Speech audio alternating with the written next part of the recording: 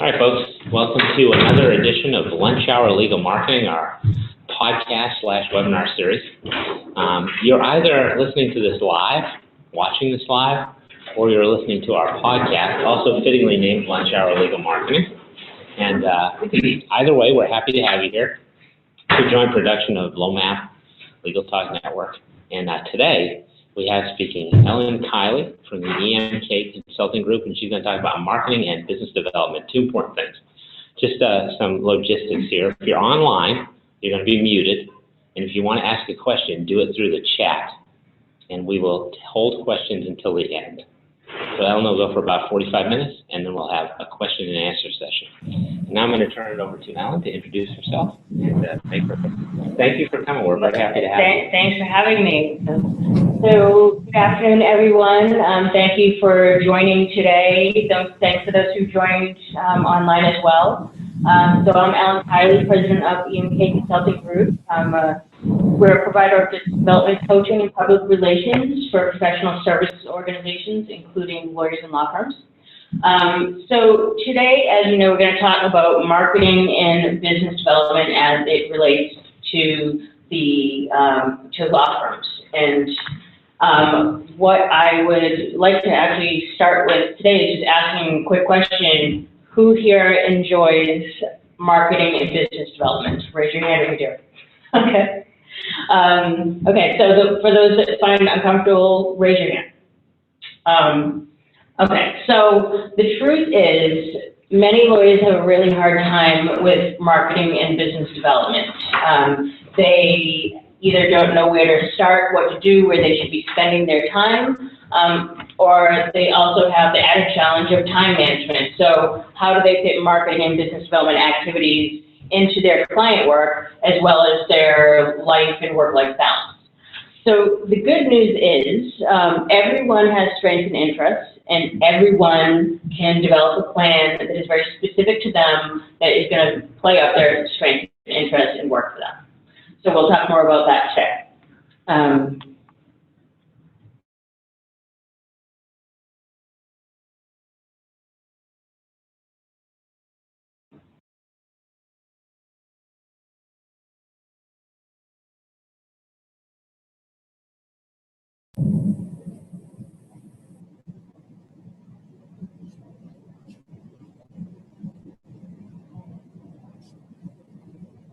Business development plan.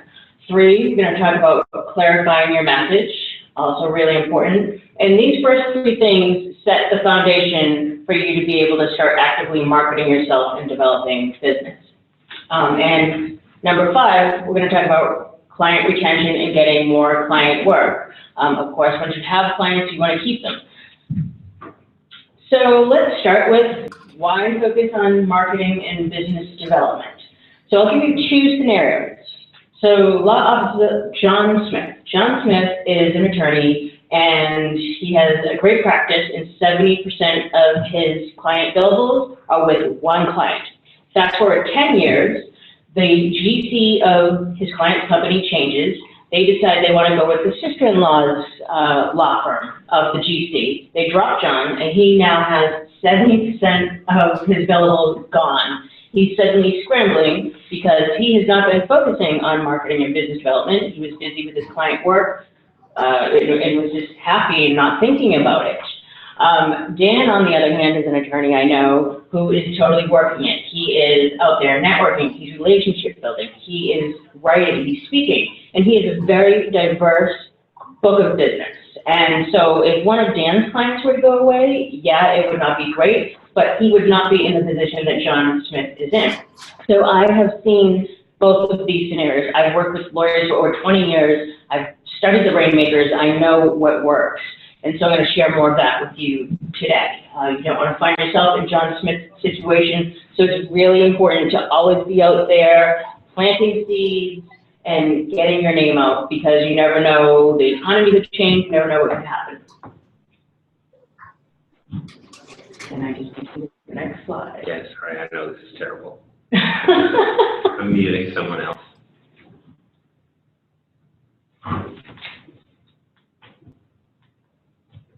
Okay. Slides are being very pesky today. Okay, so let's start with setting goals, right? As I mentioned, goals are really important to have. Really good idea to take the time and really think about what are they. I recommend coming up with the minimum amount of billables you need, what would be an ideal amount, and what would be a stretch goal. And then think, okay, so how many clients is that going to take to get to that number based on the type of work you do and the billables you have? Also really important to create a target list of prospects and contacts. You always want to be focusing on who you need to be in front of, and if you have a list and review it regularly, you're not going to forget about people. So a really good thing to have. 2, develop a strengths-based plan. So look at the plan as a roadmap to target your marketing and business development initiatives. I recommend focusing on strengths and interests. And so if you really enjoy networking and you hate writing, focus on networking. Right? If you really love networking but are okay with writing, maybe you commit to writing 1 article per quarter or 1 per year. Just as long as you're doing something and just really focus your efforts to where you want to be. So Sarah is an attorney I know, and once she actually developed an actual plan, got really focused, came up with her prospect list, she reviews it regularly, she updates it, she tracks what she's doing, her business is now thriving, and she's now become an equity partner. So it really, really works. If you're just keeping everything in your head and not writing things down, things are gonna fall through the cracks, and you're gonna be less likely to achieve your goals. Also, aside from focusing on your strengths and interests, I always recommend also getting out of your comfort zone. Is there something you're avoiding? So Cole is an attorney I know, and he has very targeted experience. And he should be out there speaking at conferences, doing client seminars on this very specific topic, but he's not because he's uncomfortable with speaking, so he just avoids it. His competitors are out there speaking in these places, and they're getting clients that Cole could have. So what Cole could be doing is focusing on hiring a speaking coach. He could join Toastmasters. He could start small. Maybe it's you do small brown bag lunches at the Bar Association with a small group and get comfortable over time. So always just be focusing on definitely where your strengths are, put most of your effort there, but do what you can to increase skills in other areas and get out of your comfort zone. Mastering a niche is a really effective tool to develop a very large practice. You want to become really targeted with your efforts, and you want to become the go-to attorney in this particular area. Now, a niche isn't, I'm a residential attorney versus a commercial real estate attorney. You need to really, really drill down and come up with a segment and focus on that segment. So, an attorney I know, all she does is tax credit work in the clean energy industry. And her business is totally thriving. And once we figured out, oh wow, this is her niche, we started figuring out, okay, let's focus our marketing efforts. So she started speaking at conferences and events, holding client seminars around this. And we also got her in the Boston Business Journal, and she actually got a client because someone had done a keyword search on what she does, and she got a client. So really good focus. And just even someone comes to mind whenever I hear the word, say, plaintiff side medical malpractice. There is one attorney's name that comes up 9 times out of 10 anywhere I am. And it's because he has become known as the go-to person in this area. He's getting excellent results, but his name is all over the place. He's also focusing his marketing efforts and getting his name out there and publicizing his verdicts. Deb, let me see. This is not moving again. I think I know what's happening. Sorry. I figured it out. Okay. So, speaking of how I was talking about previous attorney, you want to always be building your brand, both internally and externally. So if you are internally at a firm, it's a really good practice. If you are quoted in an article, if you write an article, if you get a really great verdict, let everyone know in the firm, because it's really important for people to know exactly what you do, the types of clients you have, the types of cases you work on, so they can refer things to you. Because I've seen in firms, not everyone always knows what their colleagues do, even though that's kind of surprising. Deb also, whenever she has an article published, she is posting it on social media, so everyone knows what she's doing. And I also want to mention, a lot of people have a hard time with this because they feel like it's them bragging, but it's not bragging when you're simply telling people or sharing an article that you're special. You're just simply passing on important information that could be useful, and it takes time, but you can get used to it. But a lot of attorneys do have problems with it. Thank you. Next, clarify your message. So know your brand. You want to know what your strengths are. You want to know what your differentiators are and what type of value you provide. What are your value adds? You want to set yourself apart, like that little guy in the corner. So Todd is an attorney I know, excellent attorney, but he's also an excellent business advisor to his clients. He has a really good, sound business advice. He really cares about his clients, and so he's giving them strategic business advice on top of the legal work he does. And they're loving it. They're constantly referring new clients to him. Be confident in what you do and portray that confidence. So Jessica is an associate I know, and she wasn't doing any marketing, and I said, why not? Well, I'm an associate. Why would someone want to hire me? I'm not a partner. And so I said, okay, what type of results are you getting for your clients now? I know you're working on other people's work, but what type of results? Oh, we just nailed the case. We just got a motion for summary judgment. I've been getting excellent results. And so I said, okay, well, think about that. If you're helping other people's clients, why can't you help new people? And so she reframed her mindset and said, you know what, you're right. I am a good lawyer. I can help people. She started marketing herself and started bringing in clients. I myself, I have to bring business for myself, but I'm incredibly confident with the results I get from my clients, both in media placements and through my coaching. And so whenever I have the opportunity to meet someone and I tell them about myself, I'm very confident, and they immediately often want to hire me, because if you're not portraying confidence to someone else, why would they want to hire you? They're not going to be confident in your abilities. So really good thing to think about, just all your accomplishments, all your results, and gain that confidence.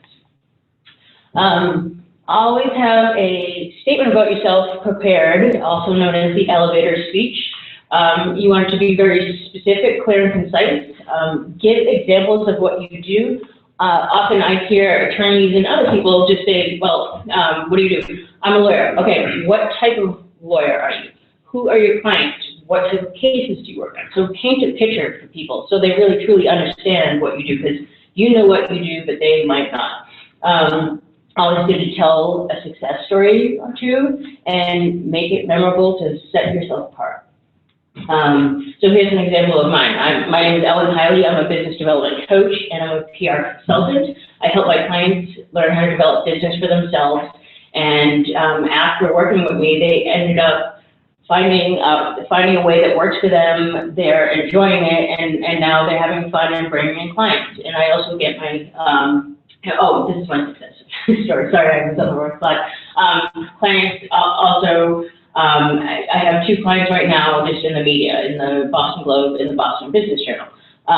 So the reason why you also tell a success story is if someone you meet then bumps into someone that might need your services, they're going to say, oh, wow, you should talk to so-and-so because they're getting this result. Jackson is nailing trials, that type of thing.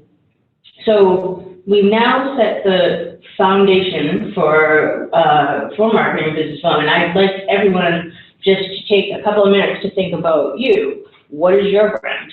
What would others say about you? What would you say your strengths and differentiators are?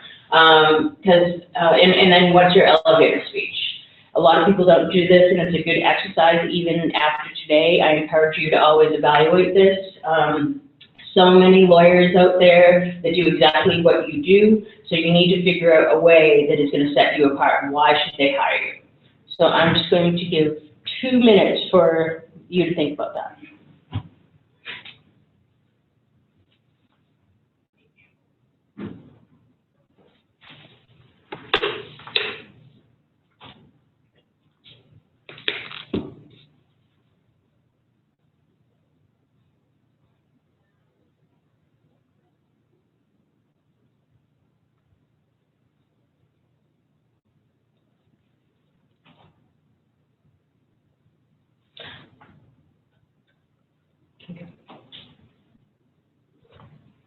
Okay, great. So hopefully you came up with something good. Now let's move on to actively marketing yourself to generate business.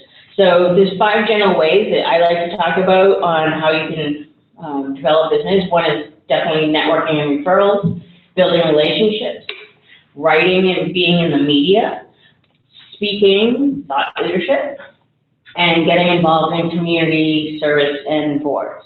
I would say out of all of these, I would say networking, referrals, and relationship building is going to be the #1 ways to gain new clients. And know that they all tie together. So the more you can do on this list, the better. It's going to position you better to bring in clients. And Marie is someone I know. She has seen me, for example, she saw my article in Lawyers Weekly, then she saw my name on an event invitation, and then she heard my name mentioned somewhere else. And then she connected the dots, tied them together, and said, I need to know Ellen Keiley. And she reached out, and now we're working together. So it's really good to just be out there to the extent you can. Networking, so really, really great way to develop a business. I love networking. A lot of attorneys have a hard time with networking. Actually, a lot of people in general, at the most senior levels. A lot of people think just the thought of walking into a room full of people they don't know is very overwhelming. The good news here is networking isn't just attending events. Anytime you're in touch with someone and speaking with someone anywhere, it's a networking and business development opportunity.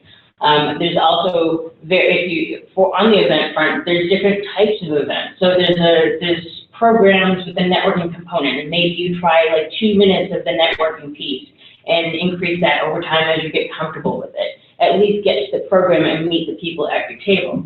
There's dinner groups, there's book clubs, there's all types of ways to network.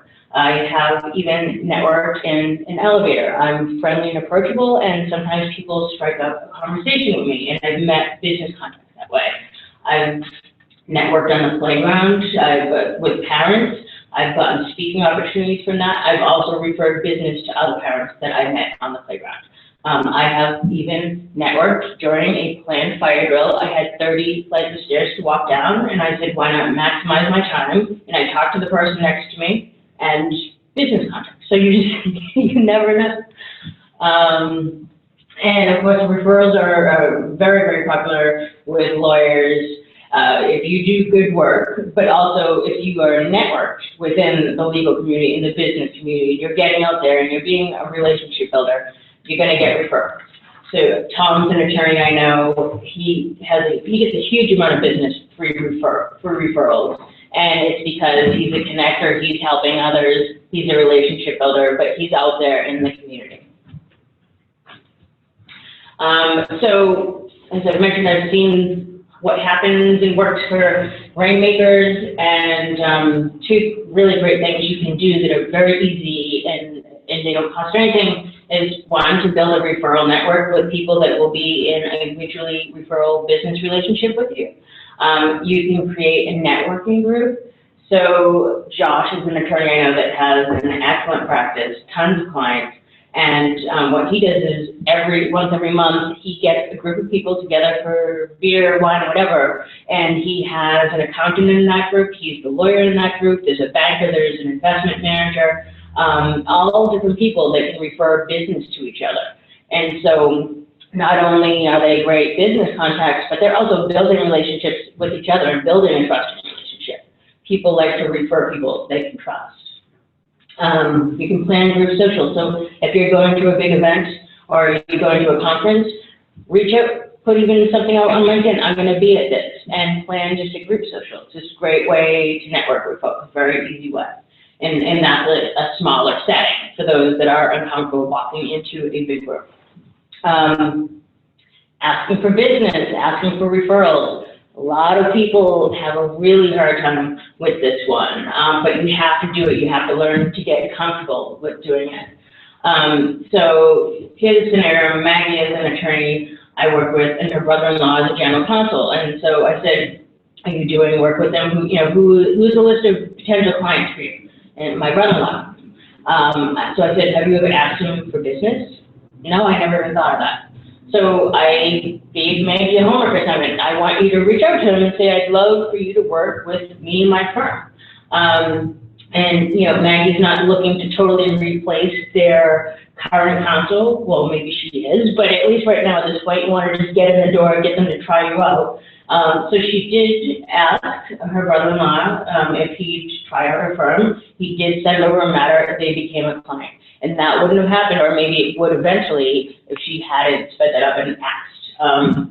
If you do really good work for a client, it can't hurt to just say, hey, if you know anyone that could use my help, please, you know, pass my name along.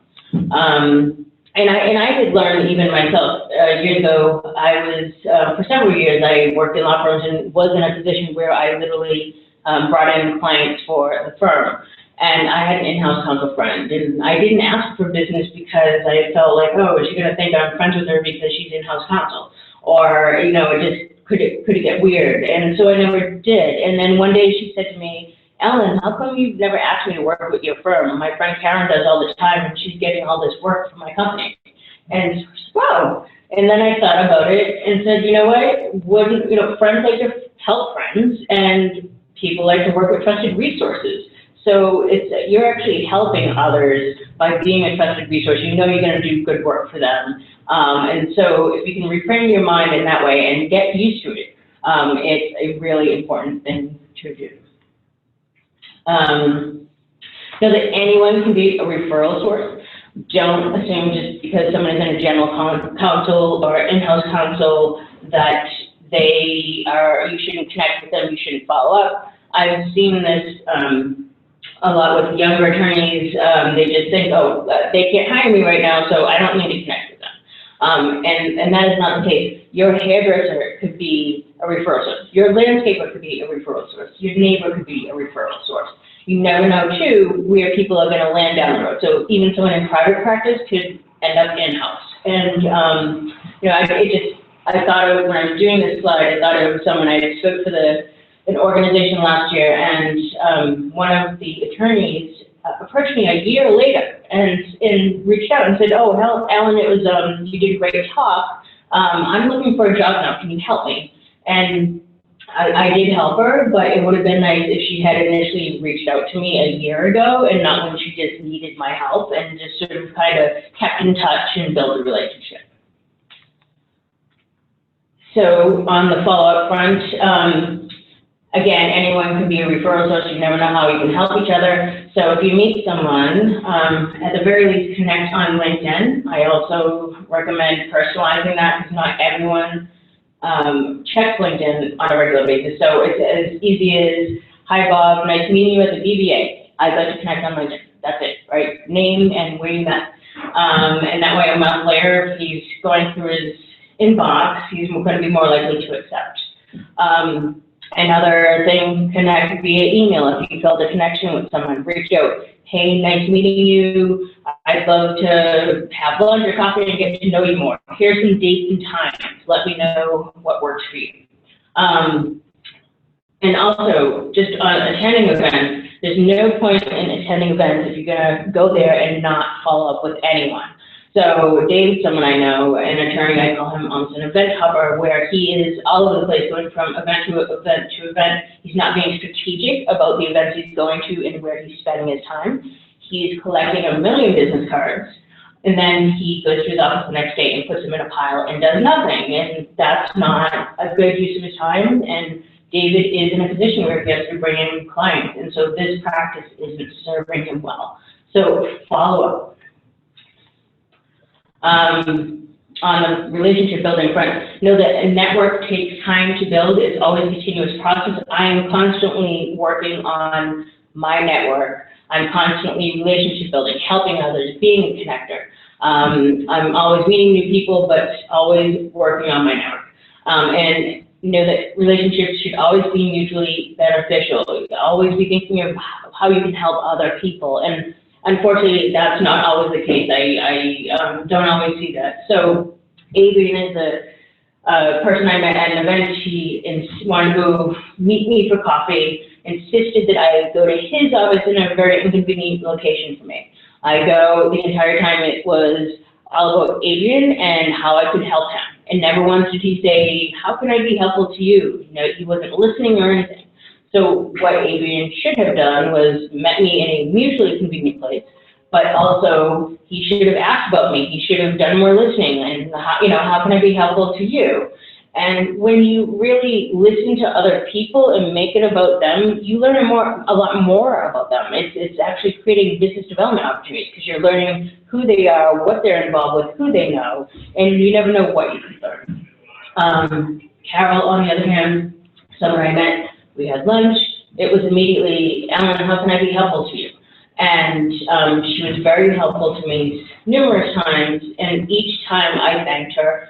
That's another point I like to make is just because you said you thank someone once doesn't mean you're off the hook. Every time someone helps you, you should thank them. So I sent Carol handwritten thank you notes. I sent her flowers when she did something major for me. But her husband was looking for a job, and I was able to make strategic connections for him. I spent my time reviewing his LinkedIn profile, his bio, and helping him in that way.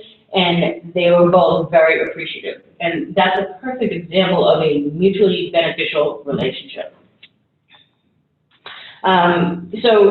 Again, always try to be a connector, be a referral source to others, help others, be proactive about that. Don't just help others when asked. Think about it, try to connect dots. So if you know someone that's looking for a job, think about who in your network could be helpful to that person. I have even met people and connected people that ended up being friends. I met this woman and I said, wow, she should really know Anna. And it turns out that they live in the same building near MIT and they became really good friends. Now, every time I see both of them at events, they will bring it up to me, like, wow, Ellen, thank you so much for it. And that was like a friendship thing. That wasn't even a business thing. But they both appreciate it. And I truly believe when you give back, you get back. On showing appreciation, so Scott is an attorney who gets tons of business through referrals. And I had started working with him, and I said, what are you doing for the folks giving you all these referrals? Are you taking them dinner? Are you writing thank you notes? No, I hadn't thought about that. He's so caught up in his legal work, he just hadn't thought about that.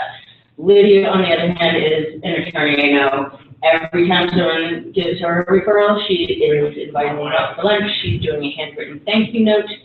And if you think about it, if you were in a position to refer work to both of them, right? You know both of them, they're both excellent attorneys, do the same thing. Lydia's thanking you every time, Scott is never. You might eventually stop sending stuff to Scott's way. So it's just a really good thing to always recognize people, close the loop, at least say, oh, thank you so much for giving so-and-so my name. It's as easy as that, but recognize it. So other ways to actively market yourself is writing, being in the media, being quoted in trade publications, write for your firm's blog. If you don't have one, create one. Write client alerts if there's a new regulation, a new law. And these are types of things that you can use as follow-up pieces with people. So you have a potential client that you would like to eventually be a client. It's a great way to just reach out and say, hey, I thought you'd be interested in this, I thought this might be helpful. People appreciate it, but it's just a great way to stay in touch with people as well. Gary is someone who wrote an article for a trade publication that we got placed, and someone from Zurich had actually found him via a keyword search and saw his article and said, wow, this guy knows what he's doing. He's an expert in this area. He hired him. So I've often heard people say, how do I know if being in the media really works? How, is there a return on investment? I've seen it in several instances. Tracy is a person who I know wanted to get a meeting with the general manager. And for a year she was trying. And then we got her in a trade publication. He saw it, he called her up that day and said, let's have lunch. So there's a variety of ways that writing can be helpful in addition to great marketing.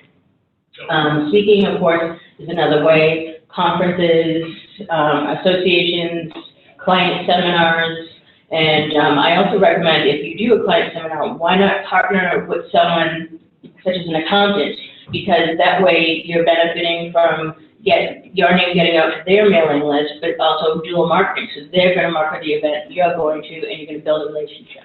So I think it's a really good thing when you can to partner with others on client seminars. And just speaking and writing, you want to be very targeted, again, where you're spending your time. So just, for example, me, last year, I did a ton of speaking for women's organizations. And yes, it was great marketing for me, and it was a great experience, but there may have been, 2 or 3 potential clients in each event. This year, I got very strategic, and so now I'm only writing and speaking in organizations, professional services, in front of accountants, in front of lawyers. And I found that it's working. It was a really great decision to get very targeted. Lastly, getting involved in community service, sports. I always recommend, in addition to being involved in your own legal profession and being networked within that, joining another professional association and or nonprofit. So it's, again, great to be around lawyers, but you also want to be in places where there's not 100 lawyers, because that's where the potential clients can be.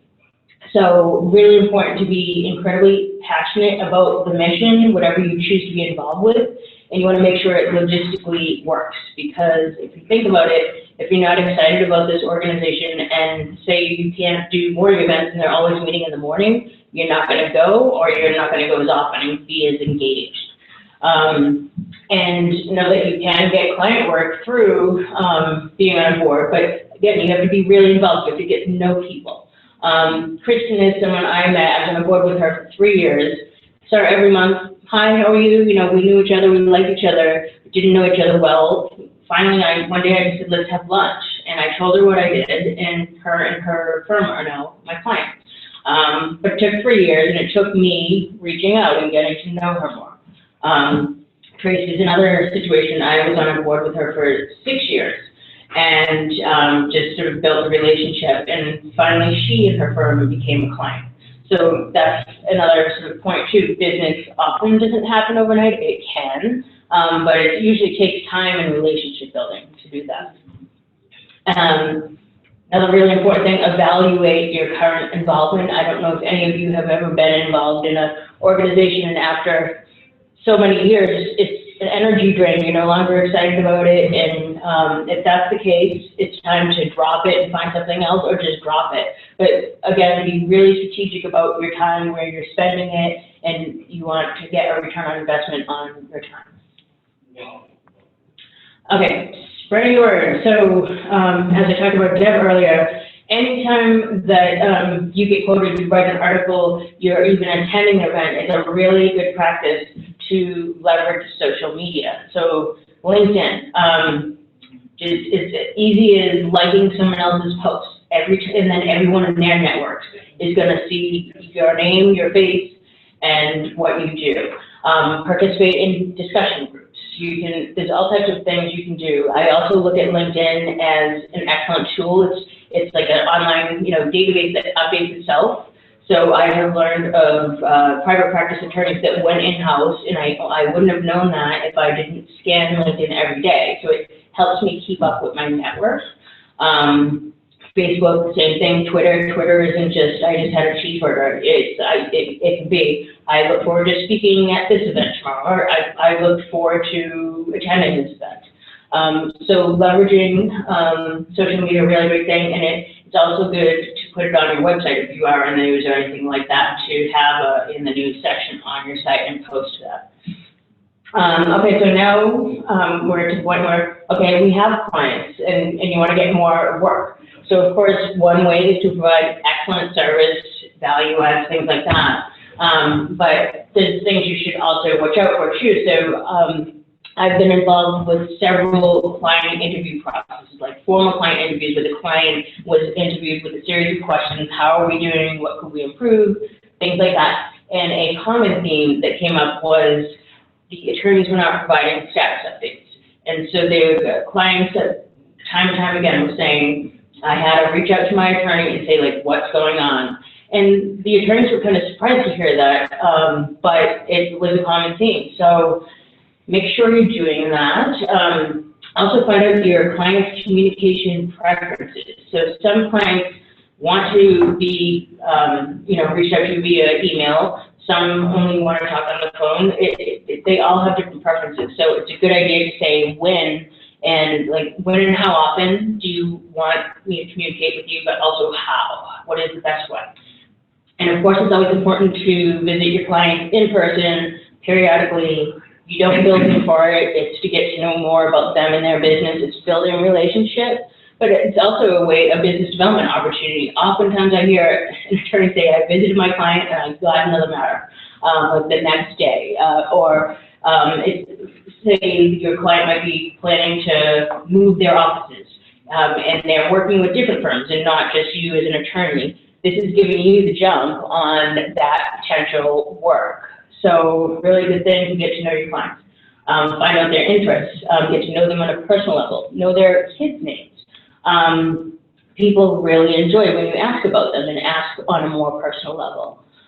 One interesting thing that had come up during a client interview, say with Josh, we'll call him, the client had said, Josh doesn't send me baseball tickets. And we're like, wow, that was kind of surprising, but he said the other attorneys I work with too.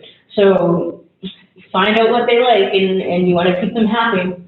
And then, lastly, just do regular check-ins. You want to find out how are things going, because if there is a situation, and sometimes we found there are, you don't want to lose a client. You want to fix the problem while before you lose it. So there's different ways to do that. It's as easy as picking up the phone. It's as easy as sending an email. But you can also do informal client interviews. You can send them a survey at the end of a matter, electronic or paper. You can do formal client interviews as well. And just lastly, on the point of being, paying attention to your clients, Claudia's an attorney I know who is in-house, and she was shocked because she had invited someone she gave a ton of work to be at her table at an event, and he just never even got back to her. He was a really busy, well-known attorney, and apparently I don't know what he thought, but it didn't sit well with her. So just pay attention to your clients to the extent you can. Okay, does anyone have any questions?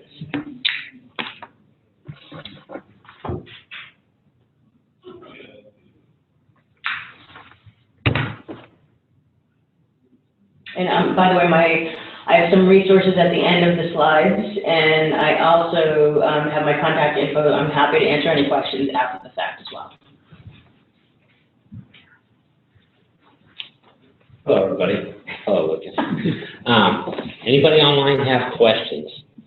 Drop them into the chat, and we'll take them. I can see the chat from here. So I do have a quick question for you, if I may. You may. It's a lot of stuff, right?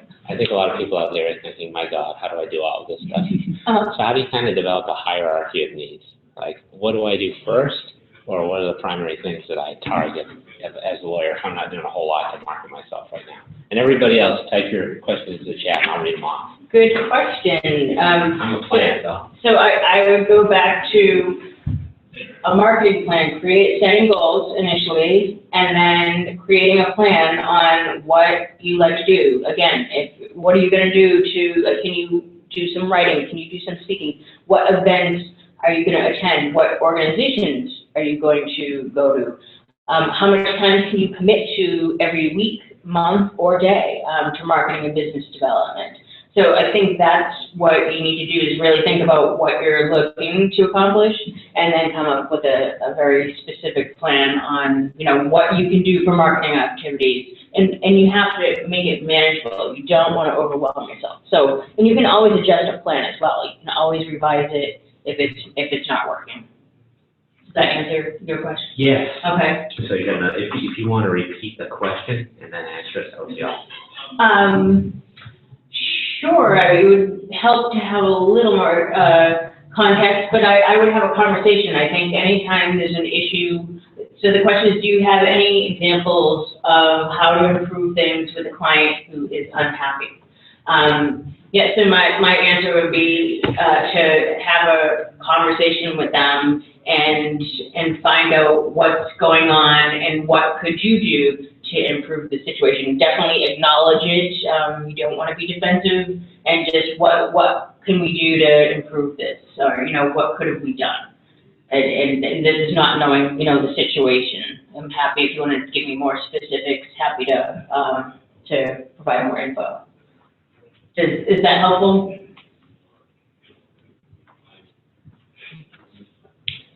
Hopefully. So we'll wait a few minutes to see Thank you. if any, oh, good. Okay. So we'll wait a few minutes to see if anybody has any more questions, and then we will terminate the presentation. I have a question. So, do you have any, I assume that there's some kind of, when you're looking at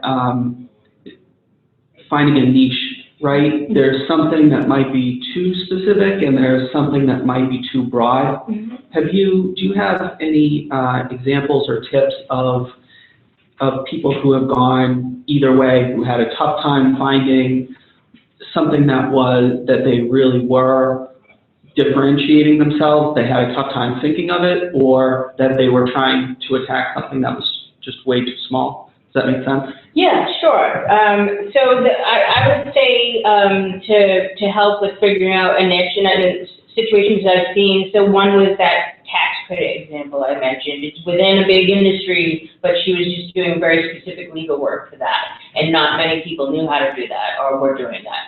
Another area is, I know an attorney that focuses on an industry association, but a segmented area of this industry. And so she's looking at the town and like a whole, specific area. I don't want to be too specific because I don't want to give away my client's secrets, right? But that was something she did. So got very targeted with, so there's this industry, there's this association, and she speaks at that, but okay, what even segment further drilled down can she really focus on? Yeah, and just, have you had experience with people who said or had a tough time kind of thinking in that way, that they haven't been able to figure out in their general area, like someone who might have been a tax lawyer, like didn't realize that they had so much differentiation in that specific credit situation, mm-hmm. that they had to kind of figure it out, and what was it that helped? So what helps with that, a lot of attorneys, by the way, have a hard time coming up with a niche. It's often really brainstorming about where do you want to be? What clients do you want to work with? What types of work do you really love? And focusing on that. And also with niches, it doesn't mean you can't do other work and people won't go to you for other work. It's just a way, like there's so much, so little time to focus on marketing. And so to really concentrate in a certain area and just keep getting your name out in a certain area can really help build a practice. Doesn't mean you can't do other work. But yes, I would say really brainstorming, looking at all the different things you've done over the years, but what is it you really enjoy? Who do you what do the clients look like? What size are they? Are they local? Are they national? Just really looking at what do you love to do? Who do you love to work with? Gotcha. Is that helpful? Absolutely. It doesn't look like we have any more questions online, so I think we're going to wrap this bad boy up. Helen, thank you for presenting today. Thank you for having me, Chad. It was a true delight. Yeah, now, it was a delight. If folks want to work with you or have more information about what you do, how would they find you? Sure. So www.emkconsultinggroup.com. There's 2 G's in there. They could shoot me an email, Keiley, Keiley, at emkconsultinggroup.com. And again, at the end of these slides, I don't know if they're shared, but there's my contact info as well. Or you could even Google Ellen Keiley and you will find me somewhere. The slides will be I'm going to market myself. Let's hope so. The slides will be available whether you're watching live or whether you are listening to our later podcast. Thanks for attending another edition of Lunch Hour Legal Marketing, and we'll talk to you next month when we have Jay Harrington, an author and lawyer who's going to talk about niche practices.